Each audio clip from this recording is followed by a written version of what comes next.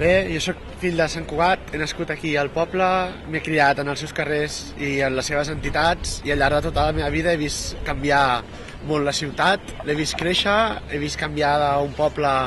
petit on la gent es coneixia a una ciutat gran.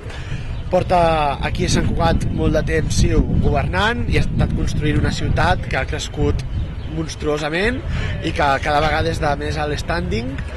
I això està bé per la gent per qui governa Convergència i Unió, que és per la gent rica, que viu a Barcelona i que vol venir a viure a un lloc més tranquil, o pels directius de les empreses que venen a passar uns anys aquí a Catalunya. El problema que hi ha és que la gent de Sant Cugat, la gent que tenim feines normals, la gent que treballem del que podem, que tenim sort si arribem als 1.000 euros al mes i que ens busquem la vida per anar fent, doncs el que ens trobem és que no tenim lloc en aquesta ciutat que s'està construint. Aleshores, trobo que és més necessari que mai aprofitar aquesta oportunitat que tenim de canviar el model, de